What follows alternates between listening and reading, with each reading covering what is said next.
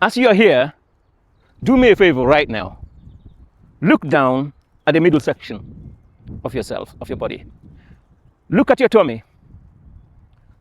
If you are candid, you will probably admit that that has grown a lot more than you will have liked in the past few years. Now, that's probably true for most people. If your middle section is today over 34 inches, the circumference of your waist, then I'm talking to you. If your circumference is between 33 and 34, you might as well hang around, because I want you to hear this, because I don't want you to sleepwalk into a waist circumference that will soon become 34 and over. Let me explain to you the reason why the waist circumference is not just a few inches. That weight that expands that circumference, we normally call it belly fat. But that belly fat is not just innocent mass. It's not just some dead weight that you're carrying. It is something absolutely dangerous. Now, let me step back. There are two types of fat, and they're both not made equal. There's what we call subcutaneous fat, which is the fat underneath your skin. The sort of fat you can pinch around your body, mostly around your tummy, and other parts of your body. I'll come back to that. Then there is visceral fat. Visceral fat is the one that is not underneath your skin, but is around your organs. That's the fat we're about to talk about today. That's actually the fat that's mostly causing your tummy, your belly, to be wider and bigger. That's increasing that circumference. Now, let's step back and let's get out of the way the subcutaneous fat, which really, quite frankly, is an irritant. Nobody wants it. It affects our looks on the face. We don't have our jawlines. It makes us maybe not look aesthetic. And quite frankly, it's an indicator of mostly not controlling our eating habits or our movements. Now, in some cases, a bit of it is not even too bad. So let's put that aside, because I want to concentrate. I don't want any distractions. I want to concentrate on the visceral fat. As I've said earlier, that visceral fat is not just dead weight you're carrying. It's not just, okay, I'm getting heavier. It is absolutely dangerous. It's a bundle of poison within your system. Now, think about it. It is a live mass of fat that's constantly alive and secreting very deadly chemicals into your system called cytokines. What do?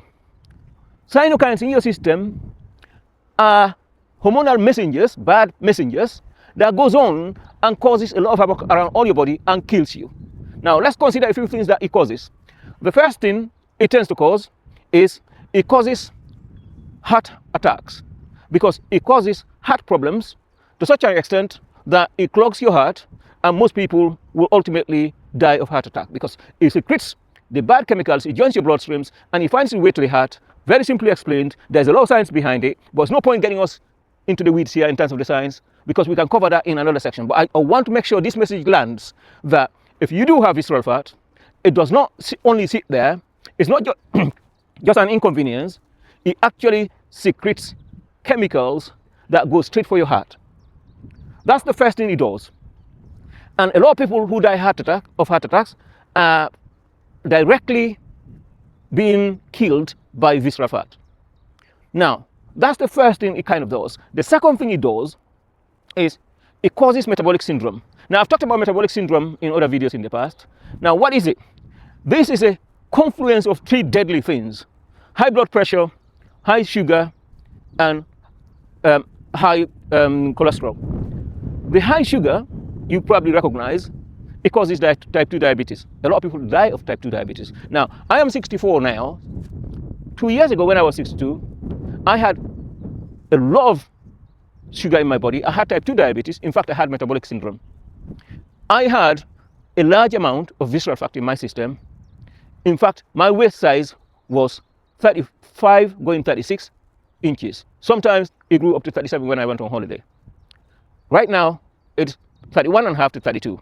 So I've lost anything between 4 to 5 inches around my waist, which is a direct correlation with the amount of visceral fat I've lost. And because of that, I've gotten rid of all the metabolic syndrome. No more high blood pressure, no more high cholesterol, and type 2 diabetes reversed. There's a video about that on this channel. Now let's come back to this other thing visceral fat causes. We've already talked about the fact that it affects your heart and it can cause heart attack. And we've already talked about the fact that it actually causes metabolic syndrome. As if that wasn't enough. The other thing it causes, it actually affects your brain function. Those same chemicals, or variants of them secreted in the body, find its way into your brain, and ultimately it causes brain functional problems such as dementia. Now, without getting into the science again, dementia, very simply explained, just means you lose your cognitive faculties. You do not recognize where you are in space and in this world. You totally forget who you are. I don't need to explain further. We all have either know of somebody who's got dementia or have heard of somebody who's got dementia. The bottom line is, dementia is so deadly because it goes for our brain. Basically, it affects the fact that we do not recognize anything in this world anymore. Now, almost it's not worth living with dementia, quite frankly. Now, this is nothing against people who've got dementia. I wish everybody well. I hope we all avoid it. For those people who have it, I hope they are given the best care during their lifetime here. But it is something that is absolutely deadly, in the sense that if you do not know you exist, then life is not worth living in some sense. Now let's get back to the other thing it causes. Visceral fat not only causes the things I've just laid out, it also absolutely causes your whole system to be inflamed. And as if you are somebody who's been beaten by bats and sticks. Now, it causes inflammation throughout the body to the extent that you think you are normal having that thing. Until you actually get rid of the inflammation, then you realize how good life can be. Anybody who's got inflammation, they'll be feeling aches and pains when they shouldn't. They'll be feeling pain just sleeping, let alone if they move their body. It's deadly, it's painful, it takes away the quality of your life. So in summary, the weight you have inside your system, underneath your belly, it's not just dead weight, it is a weight that's absolutely causing you all the ailments that you should not be having. Now, why do we get it when we are around 50 and over? Now, people younger can have it, but if you're over 50, the likelihood is the weight you have around here has just come about maybe from the time you are 40 upwards. Why does it affect people who are older? Two things. There are two biological forces that actually conspire to cause this to happen for older people, sadly. One of them is cortisol, the stress hormone. Basically, what cortisol does to the body, again in very simple terms, is it causes the body to get into a flight mode. It almost thinks it's being attacked, or it thinks there's famine. And what the body does, very cleverly, as soon as you feel threatened, it tries to create reservoirs. And what it protects the most, what is the organs. So it creates fat, and then it puts the fat around the organs to protect them. Now again, this is a simple explanation, because if you want the science, there are scientific papers, and you can ask for that on the comments, and I can share that. But I want to make this really visceral, very clear, in simple language. You know my style by now, if you've been listening to this channel. I like keeping things simple so that people understand it. There's no point couching it in some language that nobody understands just to show that one is educated or one does the research. I do all the research, and I've got enough education to explain this in scientific terms, but I don't think it gets through. So very simply, what it causes is that it causes your whole system, the cortisol, it causes your whole system to panic. Your body will go into a fright mode, and it will then create fat stores around your organs, hoping that it's protecting the organs. Very simply put, in colloquial terms. Now, that's one thing. So cortisol is one of the things, because as we older, we begin to have more cortisol. It's just the way our biology works as humans. The second thing that tends to happen when we are older is we tend to have more lack of sleep, more issues around the lack of rest, and all that means the body tends to store fat around the middle section. And what that also means is we get a bit heavier, we get a bit inactive, and we don't move. And the more we don't do that, the more we store more fat around our middle section. So it becomes a vicious cycle.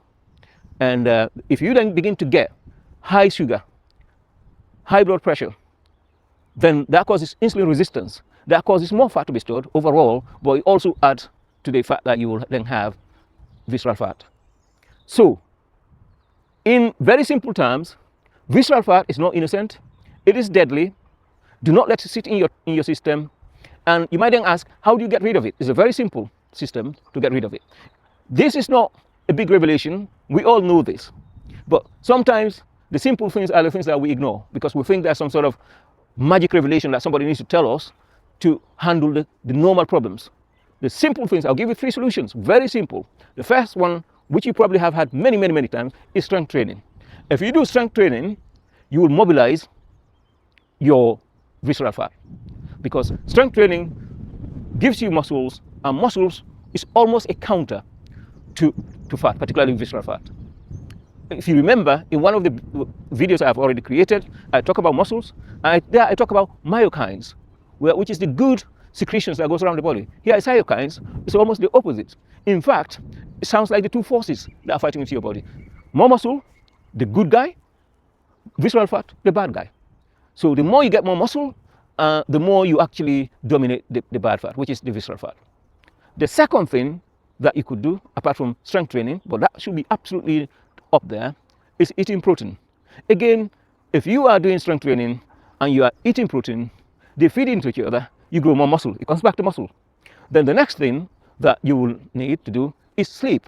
Why? Because sleep makes you rest and therefore it reduces your cortisol. Remember, I talked about how cortisol is one of the causation factors for the visceral fat. So if you sleep very well, particularly the REM sleep, which I'll make a video about another time, it actually gets you in a rested state and it brings down your visceral fat. If you just do those 3 things, and I can give you a bonus one, which is fasting. But for a lot of people, fasting is probably a step too far, or is something you can consider later on. So strength training, protein, sleep, and potentially fasting. If you do those 4 things, you will absolutely defeat visceral fat, no matter how long it's been sitting there. And this is worth fighting for. Because if you get any of the diseases I've mentioned before, God forbid, if you are ever to let yourself go to the extent that you have metabolic syndrome, or heart problems, or brain issues, or basically systematic inflammation, you will be causing yourself a lot of problems, something that can be avoided within 90 days.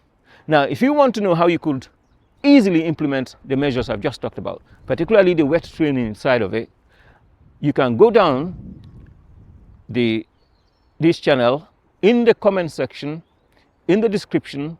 The first link gives you access to an application form which you can just apply, and I'll reach out to you and I'll give you all the support I can. Let's go.